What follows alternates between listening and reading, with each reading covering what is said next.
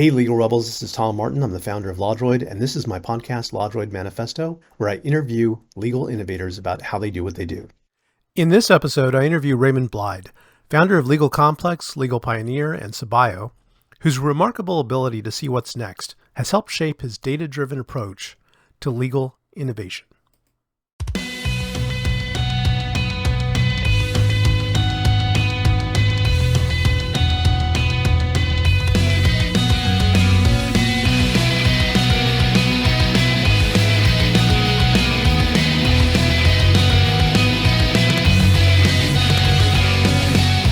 Welcome to the LawDroid Manifesto podcast. I'm Tom Martin, your host, and I'm delighted today to have on the show Raymond Blyd, who has been the CEO and founder of Legalcomplex, Legal Pioneer, and Sabio. It is a wonderful treat to have him on the show today. He has a very deep background in legal technology and where the space has been going for years. And so there's a lot to learn from Raymond today. I do also, as you know, want to get into his origin story and all that. But with that, let me introduce Raymond. Pleasure to meet you. Pleasure to meet you and happy to be on your podcast. Thank you for inviting me. Well, thank you so much for accepting. I know that, right now is an interesting time. It's a bit of a transition for you right now. I recently decided to close down Legalcomplex and Sabio, and I posted this or I shared it with Richard, and he was like, "Wow, should I share it?" And I said, "Yes, please," because I think it's an important story to share. What I basically was trying to communicate, I didn't think my message would come across if I didn't make it a bit more dramatic than it should be. So that's why I closed this. Actually, I decided to close Legalcomplex and Sabio, but the message why I closed Sabio, I think, is important for the legal industry in the future. And so that's the message I wanted to get across. Well, thank you for that. We're definitely going to get into that. I want to explore the reasons behind that because, like you said, there's a lot to be learned. And right Yeah. now is a changing time. And so how we react to things and the costs involved in a lot of what we're doing and undertaking is a bit unknown. And so we're discovering as we go. So that was one of the new insights that I gathered, and I think these might be hot takes or controversial views. The first thing is I think we overestimate how much law firms are able to spend, not willing to spend, able to spend. I think their margins are also under pressure at the moment. And doing these big investment in AI, which they're not used to, legal tech was a luxury to them for quite some time. And now suddenly AI came around and it's became a necessity for them to acquire. And what I tried to communicate in the story that I posted with Richard was it's not only software, it's actually the hardware costs that are so, how would I say, that apply that pressure. Because if you have a firm of at minimum 100 users, you would need at least a H100 GPU from NVIDIA. I don't know the price on the top of my head, but those are expensive. And that's just to run a 70 billion parameter model comfortably. Well, Go ahead. sorry for jumping in. Let me just stop you there for a second because let's leave that as a teaser, right? We're going to come back to that at the end because I think that's a really great point, and you have the experience to speak to it. In particular, I think the topic that it fits into is something that everyone is talking about right now and for the past year, 2 years, change management, right? And also like build versus buy, like which do you do? And so it's a topic right on the tip of everyone's brain, and I would love to come back to that Sure. and keep everybody hooked until we come back to it. But for right now, I want to start at the beginning. You're based in Amsterdam, right? Yeah. Based in Amsterdam, I was born and raised in Suriname, which is a small South American country. Technically, it's the Caribbean, but we don't have those gorgeous beaches as everybody else. It's a former colony of the Netherlands. When I was 24, I came to study law in the Netherlands, in Amsterdam. I already had studied law in Suriname. I was in my third year, and I thought, you know what, I'll finish off in just 1 year in the Netherlands. And they said, no, you have to start over. And I said, okay, fine, because I didn't want to go into the workforce. I didn't want to have a job. So I thought, you know, let's study as long as possible and see how long I can sustain this. Um, Ultimately, I graduated 2002. But before I graduated, I did volunteer work, legal volunteer work at a nonprofit, and that's where I built my first legal tech application. They needed to draft letters, and there was only one computer available to us, so I created a executable file on a floppy and stored it there with all of the templates, all of the data, all of the legal codes as well. It was this 200 or 300 kilobytes or something, and they could open it and work everywhere they had a computer. They looked at me like a deer in headlights and just went on with it. But that was also the first experience I had with selling legal tech. It's really hard. So graduated intellectual property law and legal knowledge system engineering, which is basically converting legislation into an application so it can dispense a legal decision. It was rule-based systems. So that's why I'm also so interested in AI. You know, like when I was looking at your CV, like the legal knowledge engineering with IP law, this was what year was that? That was, yeah, it's 2002. I got my degree, my master's, but I started it in 1998. Right, 98 to 2002. Like, because I'm just a little surprised that that actually existed as a specialization at that time. I mean, obviously Richard Susskind's been talking about it for close to 40 years, but to see that that was available back, then is impressive. So funny story. It started in the 70s, and then it had peaks and valleys. They call these AI winters. And I was at the end of, or actually the beginning of a winter, I started studying legal knowledge system engineer. But it was those, there were products that Wolters Kluwer was selling, because I also worked at Wolters Kluwer eventually. And that was the reason they hired me initially, because the course had ceased to exist after I graduated. So I was one of the last to graduate that specific course. I meet fellow students and I call them astronauts because we're so unique. But yeah, so it was actually way earlier that it existed. Wow, so they had it and then they pulled up the ladder behind everyone, and now they've probably put it firmly back down. Yeah, no, but the issue was is that people were saying in the beginning, hyping it up, it will solve everything, and then it didn't. So people lost faith, and then people started saying, this is not going to work. And the thing that came up around that time was the internet. So people started focusing more on, okay, how do we get legislation online? How do we get court cases online and distribute those? Especially for librarians, it was important. So that was the new hype, and the inference engines, yeah, they slowly were put to rest But then they came back. Uh, with it's a just a vengeance. yeah, it's amazing how much human psychology plays into the the evolution of knowledge systems and artificial intelligence, like the winters that you pointed to.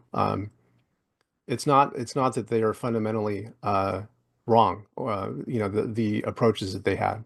It's just that maybe the timing was off and people's expectations and excitement about it waned. But that's interesting. I do want to know though, like where did your inspiration come for playing around with computers when you were a kid? Did you have access to that? Did you know, were your parents tech savvy? Like, did they inculcate that in you? Like, where did that come from? I wrote about this story. No, I don't think I wrote about this story.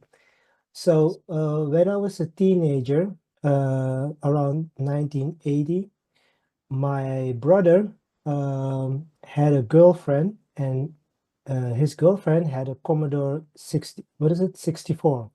Yep. So he was DJing and playing around with all kinds of stuff. So he saw that and he said, "Hey, interesting," and he took it. Um, but he didn't actually work with it or play with it. But I saw it and then I started playing with it. So that was my first experience with computers. Because you got this really huge book with a lot of programming, and the only thing you have to do is like copy what's in that book onto the computer, and you had a game or something like that. It was fascinating to me. Um, but the real thing that the real event that turned my life around for this was in I think it's college. I was flunking out of math. I was really bad at it, and it was mostly due to the teachers.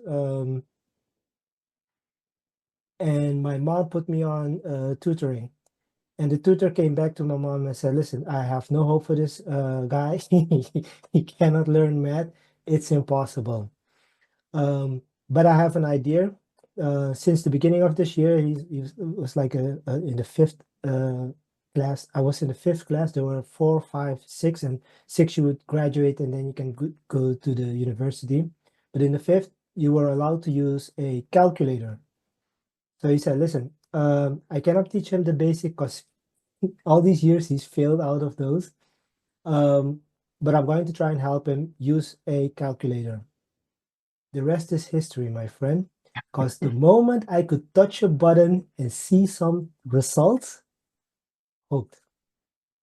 And that's what and I studied law because I was lazy, honestly.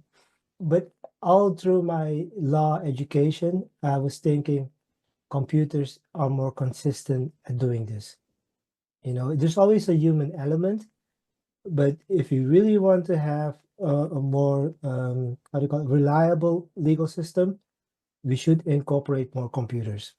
It's funny, because a lot of this, like it does happen with us, and I say us because the same experience happened with me in um, early, playing around with computers, and for me it was an Atari, uh, For me, it programming was on an too. Atari computer. Um, but the Commodore 64, a lot of my friends had that. So you made some programs in BASIC. I was just copying what's in the book to the computer. I did not know what I was doing, and I liked it. But the funny thing is, my mom saw it, and then she said, "Listen, at work, they're offering courses in computers. Everybody's saying you need a WordPerfect diploma, WordPerfect 5.0 diploma. You want to get one?" I said, "Yes." When got my diploma for WordPerfect 5.1. But yeah, that's the most computer I ever saw up until coming to Amsterdam. Well, and coincidentally, some lawyers are still using WordPerfect 5.1. Oh my God. No, just joking, but but probably some are. Uh, you said that was where your mom, it was available where your mom worked. Where was she working at the time? My mom was a big deal at a telecom company.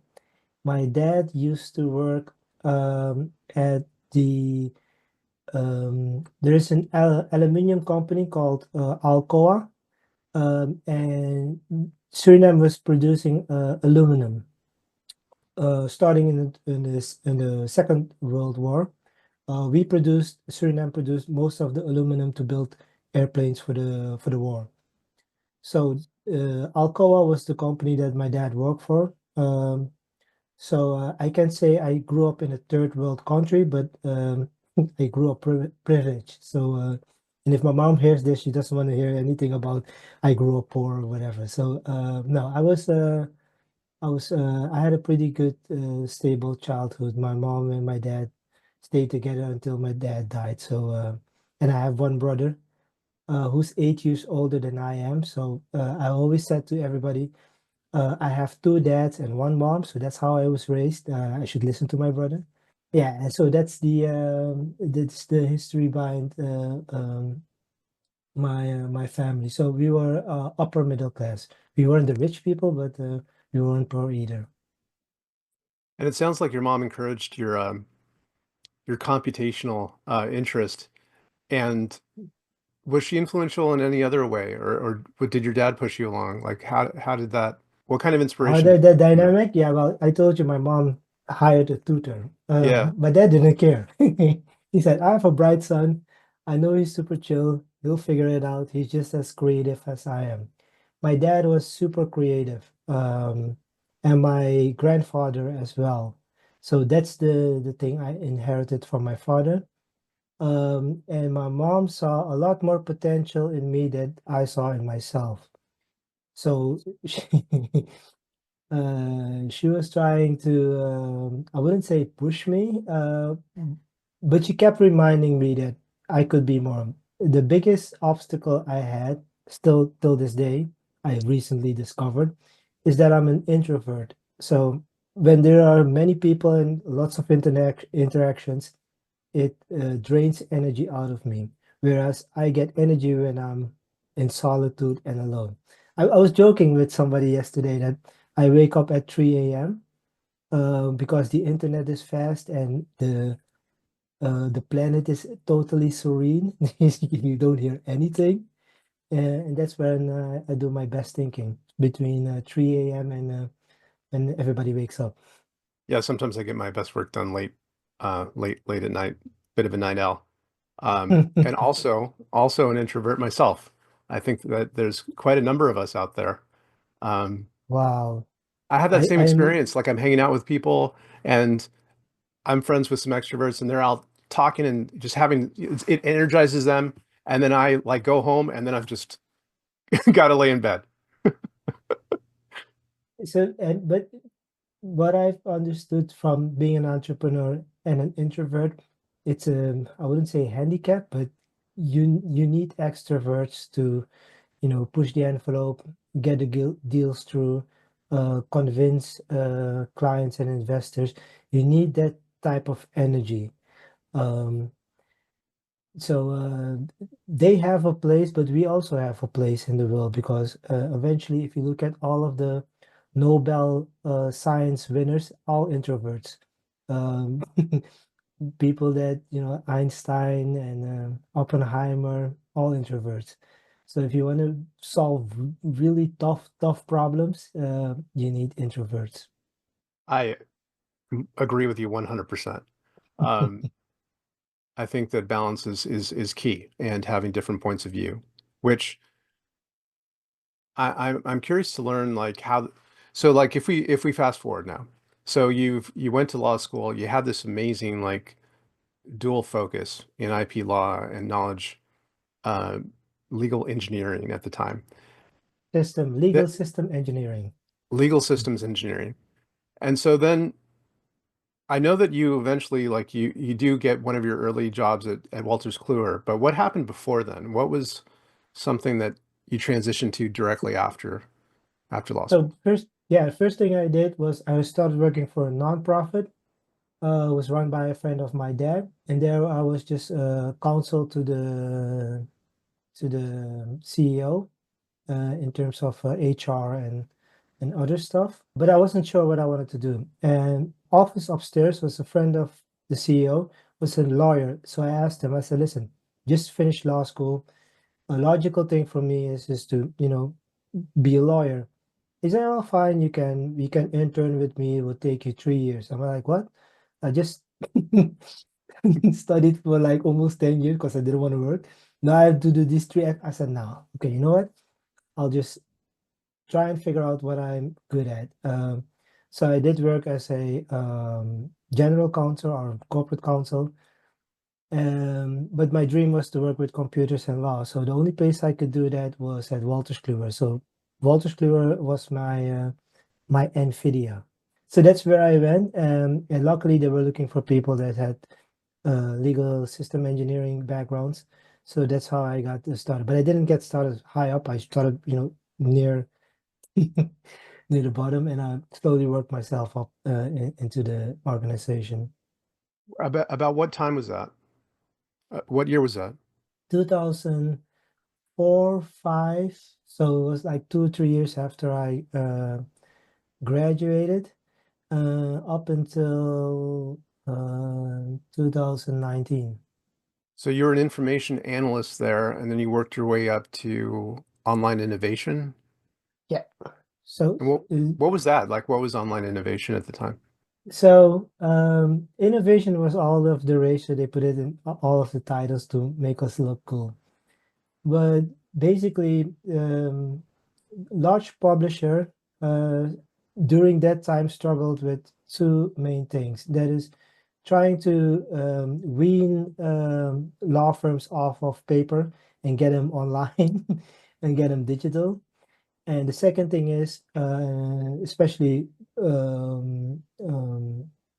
companies that have a global footprint, getting all of the data in a consistent manner that it would be interchangeable. And even locally, it was a struggle. So I did different jobs internally, from project management to product management to helping teams, get over the hump when they were product developing. So I get to travel as well to other divisions and help out there. And that actually, the pinnacle of that was I was named an inventor on a patent for an iPad dual display. We actually had submitted many more, but we came to realize that patents aren't cheap. But yeah, I was named among 6 others. I was the only Dutch person to be named, by the way, in a Dutch company on the patent. So if you Google my name with the IG and patent, you'll find those two patents. Wow, very impressive. I'm in the company of an inventor. Technically, yeah. But like when I think about it, it's exactly what you wanted to do. Like it's exactly where you wanted to be at this intersection of technology and the law, and the fact that you were able to get into that. What did that feel like? Did you feel like a kid in the candy store working there?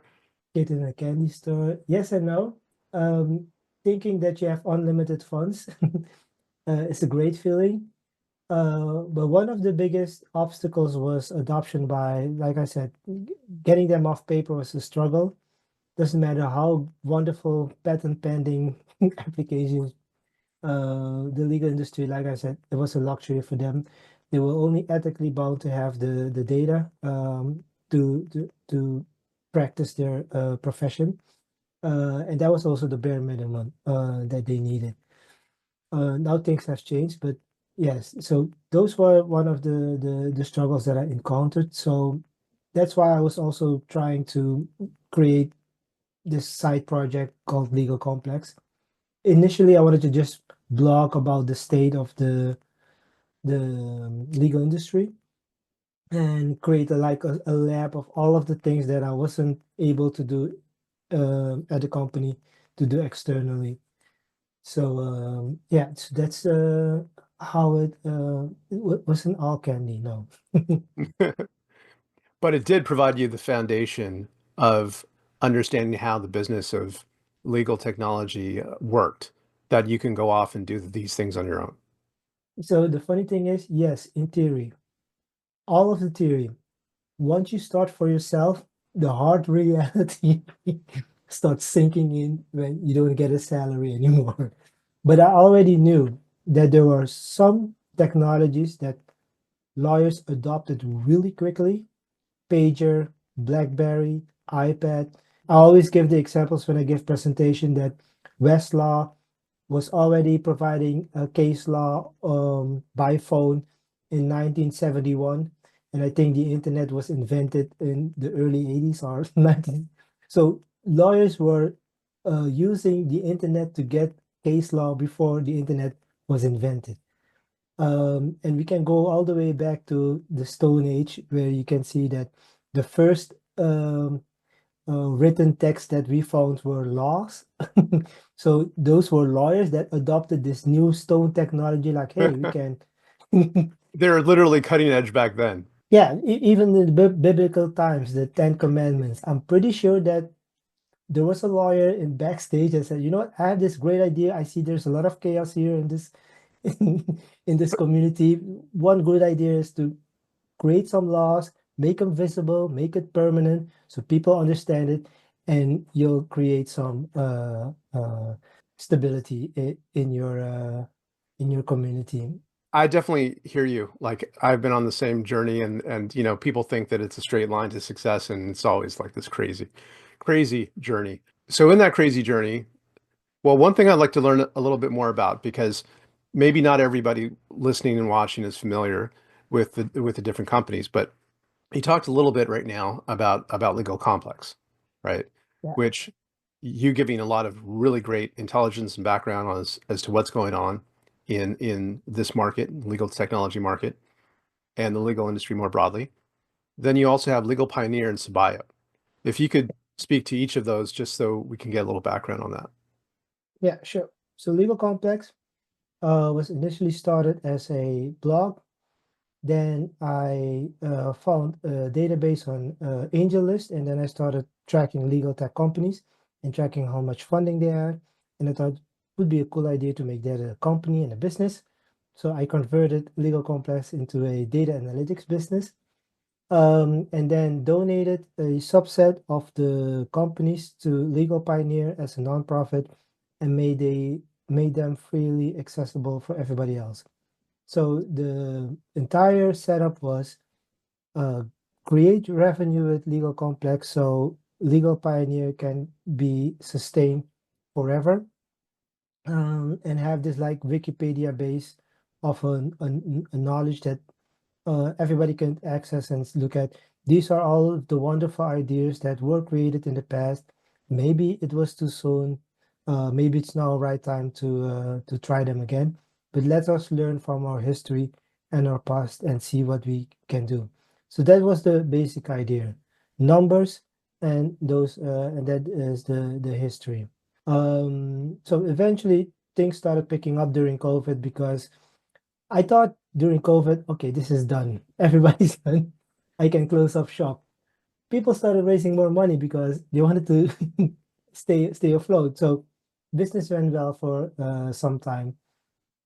And but then I realized when AI came around that eventually AI would be better at what I'm doing right now. I couldn't see a way of leveraging AI to make this a better product. Yeah, let me just stop you for a second. When you said that AI would be better at what I'm doing right now, which Mhm. aspect of what you're doing right now are you referring to? Is it the analysis of the data or? Yeah. So if I give you a bunch of list of 10 companies and I give you how much they raised and I give you how old they are and how many employees they have, I have to do a lot of fancy SQL tricks and whatever. And if you ask me certain questions, I cannot answer. Whereas dump it into AI, it will give you any answer you want. The issue is it doesn't have the data yet, but I know eventually it will. And when it has, then yeah, the question it's able to answer, I can compete. Well, okay, so this brings up like a just a theoretical question that I'd like to ask you because it's something that is on everyone's mind is like at what point do we paint ourselves into a corner of not having additional skills to actually market ourselves as knowledge workers because and it's maybe an impossible question to ask because we'll have to see how it plays out, but it seems like AI acquires a skill that we have and then we retreat into a more difficult to automate skill and then it can master that. So how do you think that plays out over time? Wrote a story about that too back in 2020 that there were three scenarios. One is we put on the brakes and pull the plug on AI. The other one is we started educating earlier, learned to work with these tools. Um, I forgot the third one, but in general, my thoughts has changed over time. There are two factors that made me change my mind. One, AI will solve all cognitive problems which it has data on and that have a objective outcome. Legal in general only fixes the really tough legal questions are all subjective. So for instance, is abortion legal? Is assisted suicide legal or not? Every country, every community, every family, everyone has an opinion about it. Is gay marriage allowed or not? Well, all through history, human history, yes, no, yes, no, yes. No. So AI cannot make sense of it at the moment. So it wouldn't be possible for AI to give us objective answers on those questions. Humans will always have issues with conflicts. So that part legal will be sustainable forever. But there's an entire iceberg beneath that we cannot compete with. And that's and figuring out where that boundary is will be fun in the future. I would imagine. Yeah, definitely. I think it's curious that remember in law school, the professors would steer away from the policy questions, right? Like they would want to keep it just to at least my experience of it was the legal analysis. That's what they were really comfortable with, the rational reasoning, objective part of it. And when it came to Yes. policy questions, they would say, "Oh, that's interesting, but let's deal with the part that, is more easily graspable." But ironically, what you're pointing out is that the policy issues are actually what's going to survive. Not even that. If you're in a business deal, you're selling me a company for 3 or 4 billions. You know how much emotion comes into play in those situations. It takes a really calm head, somebody that has been through something like that before, to negotiate those deals over time. AI could do it in 2 seconds, but for human beings, it takes a lot to process and make those decisions. A lot of comforting, a lot of back and forth. That whole theater will survive. All right, well, that's heady stuff. Let's come back to let's come back to the company. So Sabio, what is that? What does Sabio do? In 2 words, private intelligence. Currently, if you're using a AI, probably you're using cloud AI, so OpenAI, Anthropic, and I suspect that most of the top tier models, the frontier models, will remain on US soil and will never leave it. So the rest of the world, I'm European. What do we use? Because we're not allowed to export data to the US, and we need AI. So the only way we can do that and also fix the energy problem is doing it distributed and decentralized. So everybody runs his own AI. It's actually like electricity. We were getting electricity from one place, the central grid, and now you slowly started seeing people, putting up solar panels, batteries, going totally off grid. And it's the same with AI. And I think that's also a safer future for democracy and society to not share our data. So that was the premise for Sabio. And the struggle is finding the right market that is able to that wants to pay for something that expensive and complicated, that wants to invest in something that expensive and complicated, where they see value. And I thought the legal market would be one, banking, health, and especially governments. But yeah, was a struggle.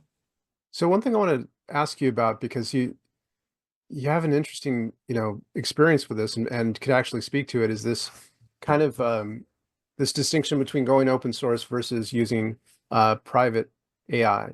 And I know that like you had actually spun up your own inference models, right? And you were using your own GPU cards to power that. And what was that experience like? Maybe interesting to tell you how I came up with the idea. Yeah.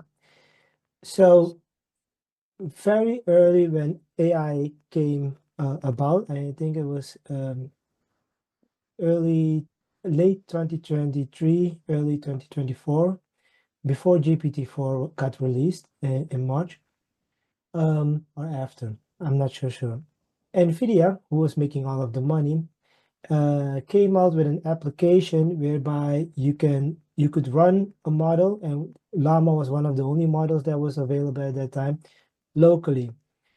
And they gave it to a couple of people, reporters, and one reporter reported on it and said, "Listen, the first thing I did was I was reporting on a court case. I dropped in all of those court cases, and I ran AI on it, and it was fantastic." And I was like, "Oh, it's possible." Started looking into it. Yes, there's a thriving open source community that delivers new applications on a daily basis, but only if you can only install it on your personal laptop. It wasn't enterprise ready. It still isn't in some cases. So that's how I got the idea. It was a legal application, and I thought it was safer. The software was available. The struggle was getting the right hardware for enterprises and expertise. Was it expensive to run? It was expensive to set up. Yeah, actually, I could say so. You didn't have to pay for tokens. So using these closed models, you're technically paying for the entire infrastructure by way of tokens, how many tokens you're using. That's why they're rate limiting you. And you're also limited by the number of users. So you get one login or two or three, and you pay per seat. If you run it locally, you don't have those technical, or I would say technical limitations, but you can set up as many users as you can sustain with your GPU, and you don't have any tokens. And especially for the reasoning models, because they are generating way more tokens, so you're going to have to pay way more. Technically, I'm not sure. The prices will drop eventually, but the token number is increasing. And it is a concern because you don't know what your bill is going to be end of the month. Whereas if you run it locally, the only thing you have to pay for is energy, cooling, and GPU hardware. So I want to ask you more about that, but before I do, I do want to ask you about your recent decision to shutter a couple of the companies, right? Like Legal Pioneer and Legal Complex, and what Mhm. what brought you to that decision? Long story short, I ran out of energy, just like yeah. Yeah. Uh, I saw all, and that's the handicap of having so many years of experience and seeing so many companies. We have 29,000 companies in Legal Complex. See how much funding they raise and get down. All of that experience was, how do you call it? In a nutshell, became visible in a split second, and I was like, I cannot go down that road. I saw the whole movie.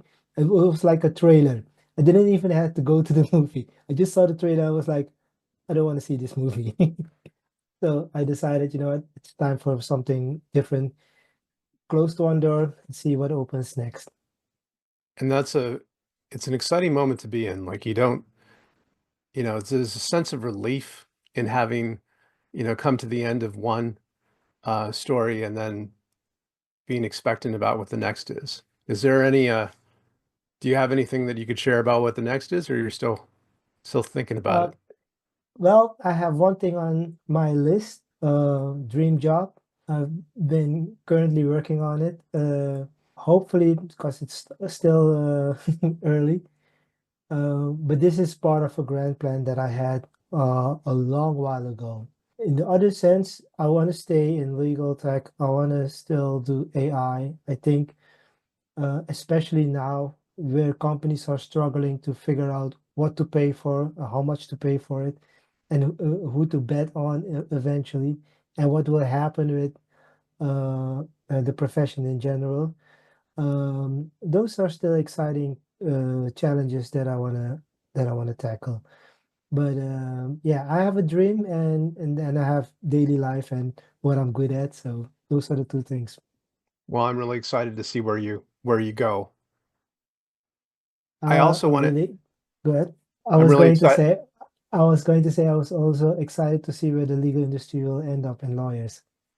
So that exactly leads into my next question, which is, where do you think legal is going? Like, do you think like it's Yeah. it's just going to become like a server warehouse filled with AI running day and night? Like, where's it going?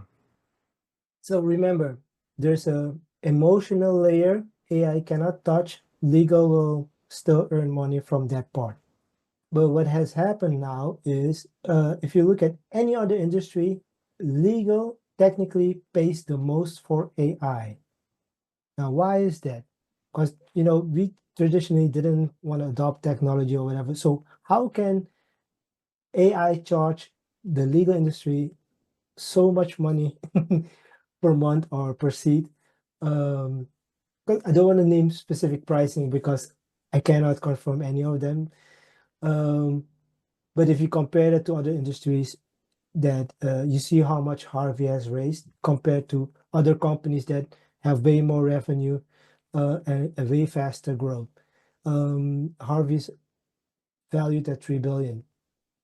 And that made me realize that event has way more impact than we realize. Because what Harvey has done, people say they're going to spend all that money on marketing. That was the marketing. They don't have to do anything else. They just have to sit and wait for the lawyers to all come and say, I want to be a customer because I want to use your shine and your power to go to my clients and say, listen, we have the most powerful AI and we're paying top dollar, so you have to pay me double what I pay them. What will happen after that is the clients will go like, okay, so can I get it straight from Harvey and not go through you? That is one interesting thing that will play out. But the other thing that will play out is the moment you invite AI into your workflow or your stream, it will slowly, how do you call it, push you aside. Hmm. Because ultimately the guys will go like, is this AI or is this you? You know? So legal is in a really weird space at the moment, figuring out where the future value will come from. Does that make sense? Yeah, it makes a lot of sense. And one thing that, that's implied is down the road, 5, 10 years from now, a company like Harvey essentially becomes the largest law firm in the world, right? Like it becomes maybe not largest in the sense of attorneys, but largest in the sense of the scope of the work that it's performing and the value that it's creating for people, such that all the law firms that come to want to use it are actually training it on how to do their work. And so there's an interesting conflict there. Well, it wouldn't be if you have your own AI locally. Yeah. And there's that question of, build or buy. And there's been a lot of law firms that have been flocking towards building their own, right? There's been a lot of different firms that have rolled their own. And one tension there is unless they have, deep technical expertise or they can sustain that over time, let alone the cost of like running the hardware and all that, but like the cost of having the human talent there and then keeping that and maintaining that over time seems like a lot to bite off, to take on for most law firms. All of them will struggle with that. All of them. I hadn't even thought about it in that sense, but you're correct. It is this is the literal definition of a paradox for lawyers. They need it, but they also know that in needing it, they will also make themselves obsolete in a certain way. A lot of philosophical questions for the industry. And I love those questions because I'm a philosophy major, so that's one of the things that intrigued me is those kinds of questions. That's also the favorite subject of my oldest daughter. Cannot help her with that. I'm just a pure numbers guy and a computer guy, tech guy. Well, let me ask you this. We're coming to the end of it, but there's three questions I always like to ask, and one of them is for people that are listening to this, you've been juggling three companies, like and life. and everything else. Ventures, Yeah, three ventures. ventures. I wouldn't call them companies. All right. Well, they're ventures that have accomplished quite a lot, and you made Thank you, a very big impact in the industry. thank you. And let me thank you for that because you've actually provided a lot of intelligence and value to people over the years. So I appreciate that. But for people that are listening, like how do you do that? Like what is your way of getting through the day with all of those different responsibilities? Getting up early, 3 a.m. Doing a lot so that I can do the rest during the day. I've been doing consultancy work for quite some time to make ends meet. Having a wonderful support system around me, and being mindful of the fact that the world, our society is in constant chaos. Legal is the only way to create stability. You know, we set rules, we said, please play by the rules, and everything will work out, for the better. So that has been my driving force. And the one thing that was missing always in legal was facts and numbers, just looking at numbers instead of just narratives and opinions and experience. Having some qualitative data where we can really look at, this is growth, this is not, this is this is artificial, and this is real. But those are yeah, kept me going for quite some time, and I think it will still keep me going.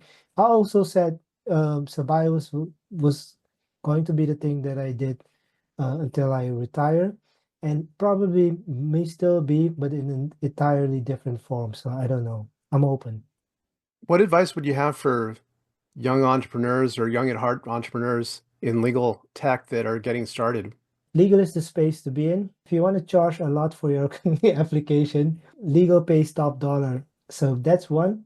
Second thing is the challenges and the problems the world is going to face. We're going to get a man to Mars, we're going to cure cancer, but conflict is something that is really hard to solve if you look at all of the wars going on.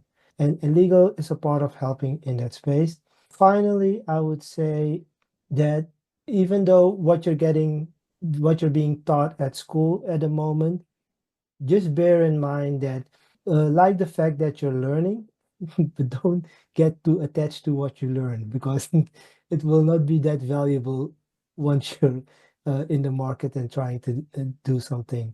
So yeah, creativity would help in that sense. So those three things I would give as a pointer. Well, those are great words of wisdom. And Thank the you. last one I think you touched on, but let me ask you directly. At the end of the day, with all this stuff, and especially like the last few years, like of working on all of these different ventures, what makes it worthwhile for you? Like, what is the thing that feels satisfying about what you've done? What you just said to me. Here's the thing. I had enemies. I had friends. Here's the most wonderful story I can tell you. I was in Estonia, never been there before, got invited to speak, stood there in line, totally different place, never been. I got tapped on my shoulder by the nice young lady, and she said, "Are you Raymond?" I said, "Yes, I am." She said, "I like the stuff that you do." That made it worthwhile. And I tell my kids as well, like, I'm ghetto famous in my little universe. It's we went out eating I went out eating with my daughters, and then I got into the car because I don't take my phone when I'm with my kids. Got into the car, saw a text message from somebody I've never met before. He said, "Were you in that and that restaurant?" I said, "Yes." He said, "I saw you." I said, "Why didn't you come over?" He said, "I wasn't sure." So I showed my daughters the text, and they looked at me like, "Really, Dad?" I said, "Yep, that's that." So yeah, those things, the human side. There's also a dark side. I won't get into that. We're at the end of the podcast. But the bright side is the wonderful. In legal, it is a wonderful space. You have a lot of respect and a lot of love, because everybody's fighting for not just money, but this ideal of keeping us safe. It is it is a wonderful thing to be appreciated and seen. in real life, it's really a cool thing to experience. And with that, how can people keep in touch with you? LinkedIn, the best way. I'm not sure how long I will keep my legal complex email address. But you can always reach out to me on LinkedIn and send me a follow or a direct message, and I will get back to you. Well, Raymond, I just want to say thank you so much for being on the show. I've really enjoyed this time with you. Thank you.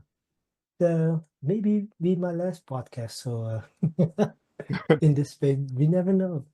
But it was a wonderful time. Thank you for those really personal questions. Made me show the world that I'm not just a legal geek, but there's another side as well. Thanks. And thank you for sharing.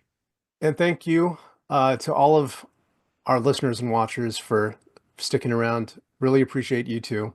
And we'll see you next time. Thank you so much for watching the latest episode of the LawDroid Manifesto podcast. To keep in the loop about upcoming episodes, please subscribe to LawDroid Manifesto and you'll get notified. Thanks for watching. See you next time.